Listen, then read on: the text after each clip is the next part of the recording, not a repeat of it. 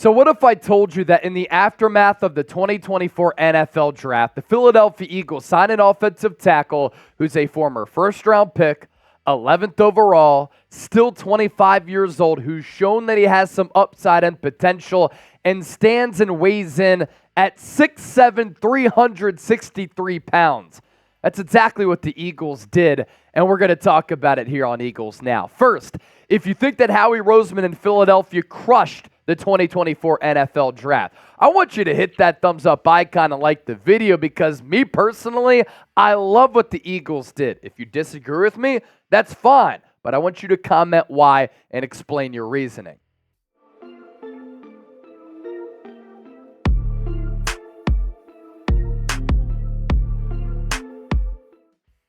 Happy Monday. Hope all of your weeks are off to a good start. You're watching Philadelphia Eagles Now by Chat Sports. I'm Chase Sr., and today's show is sponsored by 8 Sleep. If you want your days to get off to a great start, your weeks to get off to a great start, you're going to do it with 8 Sleep because it will improve your sleep and you will feel magnificent. 8sleep.com/chat sports. You use that link down below and you'll get $200 off the pod cover in addition to free shipping.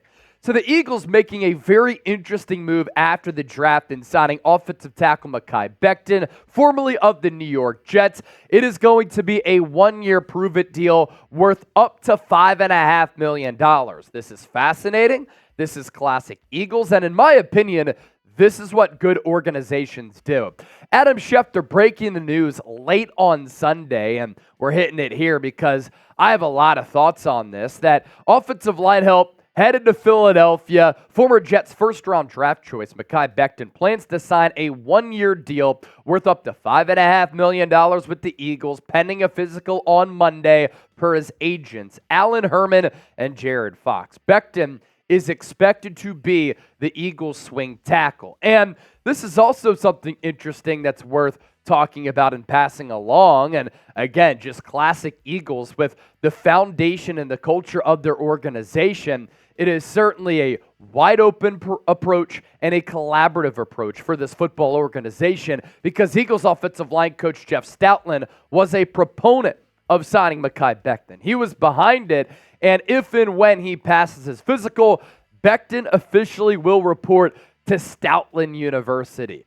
Another team's garbage could be the Eagles' gold here, and going into the draft, Philadelphia needed to bulk up offensive tackle, and overall, the offensive line. They were able to fortify the interior of their offensive line with a couple of really intriguing draft choices, but they did not address offensive tackle. They're doing that here with Mekhi Becton, and they're going to pair him up with the best offensive line coach in the National Football League. And this is what a sound culture, which is obviously what the Eagles have. They made that be known to all of their draft choices over the weekend on those phone calls that went viral, does. Players' eye going to the bird's nest because they have a really good coaching staff, a really good roster, and if they don't work out with an awful organization, that's a joke in the New York Jets. They look at a team like Philadelphia where they can go to that team and resurrect their career. And I didn't think that Philadelphia needed to bring in a Lane Johnson replacement. They signed Jordan Mailata to a contract extension a couple of weeks ago, but you certainly needed depth there and along the offensive line after you lost Sua Opeta and Jack Driscoll in free agency. And having a swing tackle of this potential and of this ability and a guy who has the size that Bekton has is a smart football move. He was the 11th overall pick in the 2020 draft out of Louisville. He is extremely gifted with just a massive frame. Up to this point in his NFL career, he has struggled with inconsistent play and injuries up to this point. You're not relying on him to be a starting tackle. You were relying on him to be a backup and a swing tackle who has experience playing on the left side and the right side. And if something were to happen to Jordan Mailata or Lane Johnson, given the development and the coaching that he's going to get from Jeff Stoutland, he's going to be able to hopefully improve his game. And for him, he looks at this as an opportunity, like I said, to resurrect his career. but to increase his stock a little bit to maybe after this year go somewhere else where he can once again get a starting job and get paid once again. That offensive line depth, it is just something that you need to have as a strength for your team year in and year out, because 2 years ago when the Eagles made it to the Super Bowl, they started a total of 6 offensive linemen. Great injury luck back in 2022.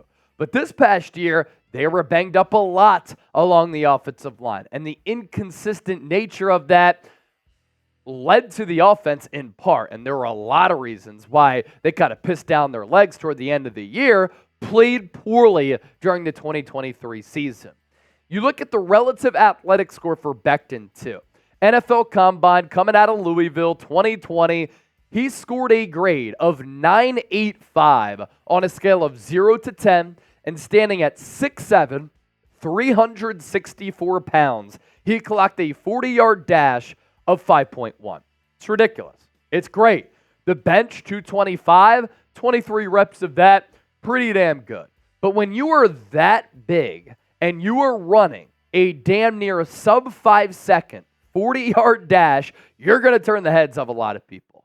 And the Jets are just an organization that can't get it right. That's why they've been bad for so long. And the coaching staff hasn't been able to get this player on the right track. He did play really well as a rookie. After that, injuries, bad play. But I'm willing to take a chance on a player who has special ability inside of his body, because we've seen that translate to the NFL level during his rookie year.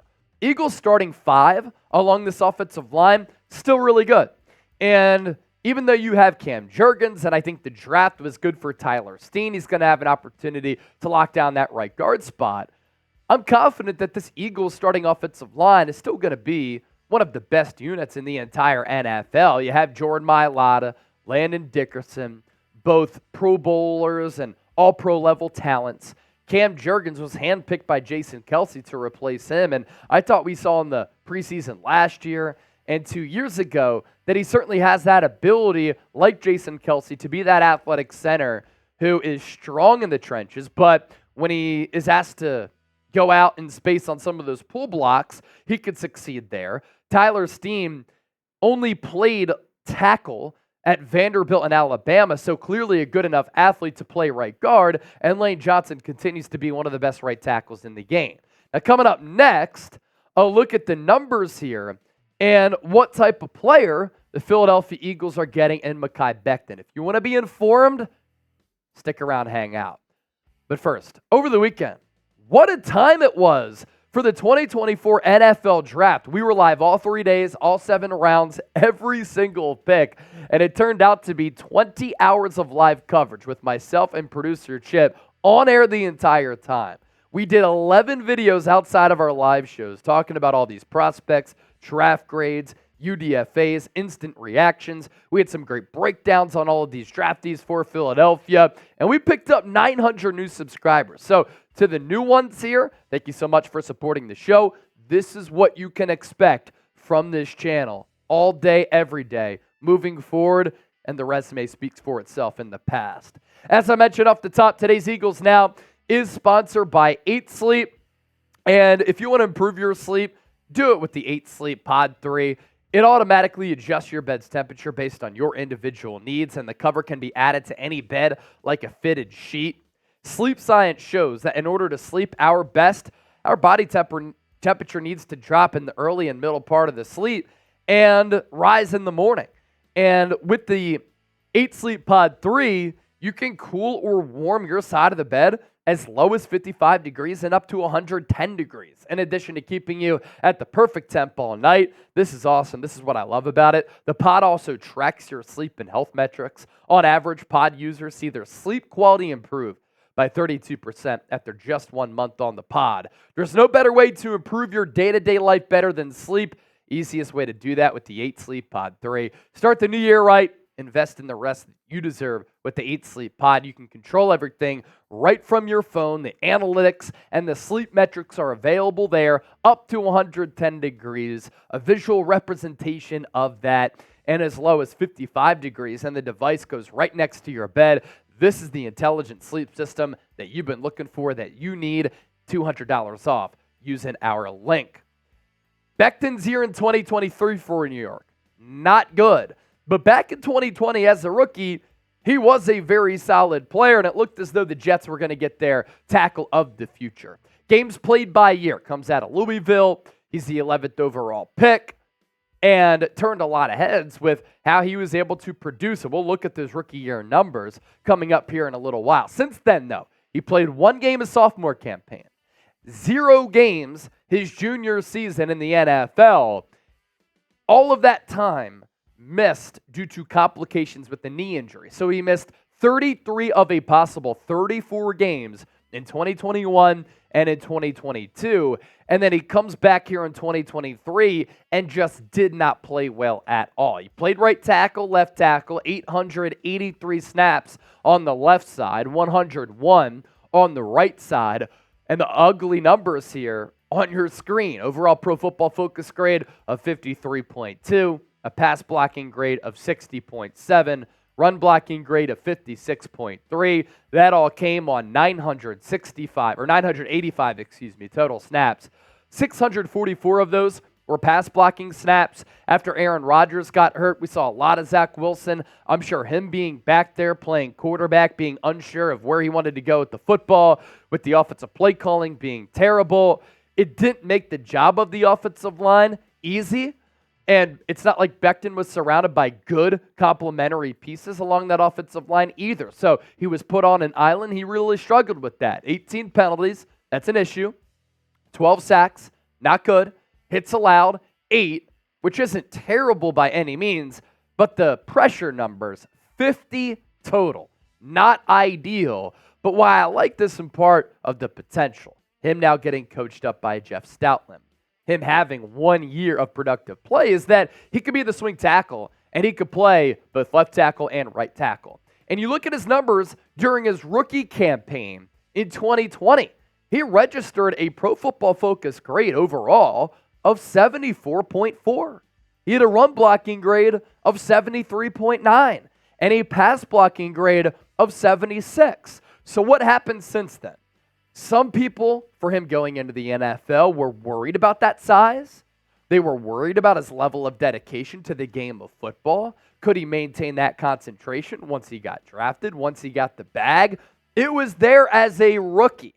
And if you're coming to Philadelphia, you want to resurrect your career, you want to be a part of this Eagles culture, you better get in line and you better show that level of dedication and loving the game. Because if not, your career, if you can't get it right with Philadelphia, it's going to go down the tubes very, very quickly. Here was the NFL.com scouting profile on Bekton coming out of Louisville into the NFL. Absolute giant with dense proportional frame. Possesses rare 7-foot wingspan, booming upper body power, blast kick-out targets off their feet. Athletic enough to make his outside zone blocks. Fits up and runs feet to wash away defenders on lateral blocks. Potential to mash what's in front with more work. Mass can finish what the technique doesn't. Inside-out pass sets are well-balanced and smooth. Well-positioned to chunk hands during the slide. Squeezes down to guard's hip. When outside rush vacates. Adequate redirect to protect inside post. Long arms allow for emergency recovery. Well-positioned to chunk hands during the pass set. So that's the good. As for the weaknesses for him coming out of Louisville, weight could become a major issue without discipline. That's what I mentioned. Opens outside half too early in pass sets. Throws himself off balance when loading up punch. Natural quickness limitations require above average awareness of blitz and twists. Unable to respond timely to cross-face stunts. High hands diminish leverage at the point of attack. Needs better patience and control as positional blocker. Allows himself to work too far ahead of the landmark. Needs to get length involved in the back sooner and the block sooner. Needs to cinch and control rather than shoving down blocks and kickouts. So obviously a lot of draft terminology, but it's important to pass that along because the rawness, the concerns, you can work out those kinks and iron them out with the coach like Jeff Stoutland. So do you like the signing of Bekton? I do. And keep in mind, it's up to $5.5 million. It's not guaranteed $5.5 million, which means if he has to play and he plays well, incentive laden. L for like, D for dislike. Let me know what you think.